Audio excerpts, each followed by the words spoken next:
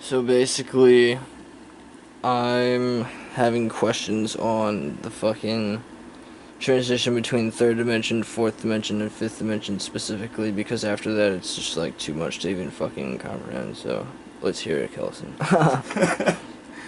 Alright, so every dimension sees from a lower dimension than the dimension that it is at. For example, we see in 3D because we're four-dimensional, so everything you see is three-dimensional. For example, you can see this from any angle, but you can only see it from a single angle. So from the front, I see this side. You don't see my finger from the front because you see this side.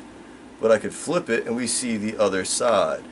We see one side of it because we see in 3D, so we see from an angle that is centered around our focal point. Now, we're a fourth dimensional entity, so we see in 3D, just like a fifth dimensional entity would see in 4D. So it would see every possible angle centered around us, centered around everything around it, rather than centered from it itself. For us to stare upon a fifth dimensional entity, it would be impossible because it's beyond our comprehension. You would essentially see a formless thing that has no form and physical manifestation because it can't be comprehended. It's above our dimension, so it can't exist within our dimension. Right. So if it was to stare upon us, it would see every possible perspective of you. It would see every single possibility of every single choice, decision, action, thought that you've ever made or ever will make or ever could make, have made, would have made, or possibly made. Every single possibility of every single thing that is you, it would see within you because it sees from a higher dimension. Right. So above that, you would get to the sixth dimension, which would essentially be staring in 5D, which is every single possibility of every single variation of every single reality that we could exist within, and then it would be beyond our comprehension. Do we need to talk about the pyramid stacks? It's like chairs. Right. So it's like the disc of the universe, because the universe is a disc. Then you got that as a hologram, it as like a pyramid. So like, I really love what you said about chairs for real, because ever since you said that, it's so much easier to describe. So It's like a three-dimensional object that fits inside itself. Yeah, like I think I got that fold of paper still that Has I like can a do stack. an example with. Where did that paper go? Oh, you got CDs. That's perfect. All right. So if I take this stack of CDs, this is 3D. This is a singular plane. Now, if it has a circle within it, that's a ball, but it's flat. It's a ball on a flat sheet. But if you spin it around, it's third dimensional.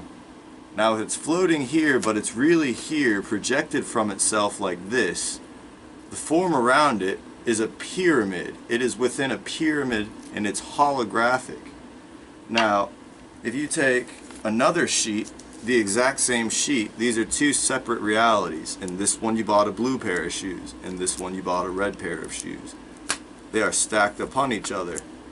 Now, you stack every single possibility of every single possible thing you ever could have, will do, or would have done. This is the fifth dimension. This is the third dimension. This is the fourth dimension. This is the fifth dimension. Now, when you take the fifth dimension, if you take all of these stacks, they would form a ribbon. That would be the sixth dimension, and that ribbon forms an infinity loop. Now that infinity loop is every single possible version of this universe that we exist within, every single choice that we could and ever have and ever will make. Every possibility of that is contained within this infinity loop. So you take that infinity loop and then you spin a couple more infinity loops through it, and they all have the same central connecting point. You would have a sphere, a ball. Now if you took that energy ball and you spun it around at every angle really fast, you know when you wave your hand like that, it literally looks like a single fucking triangle kind of thing. Yeah. You take a fan and you spin it around really fast, it looks like a single disc. If you took every single infinity loop and you spun them around in that ball, you would get yin and yang, light and dark, life and death, reality and non-reality, the opposites. Because within those strands that are spinning around, that black, that's everything that we are. Or you could say it's the white, whichever color you prefer.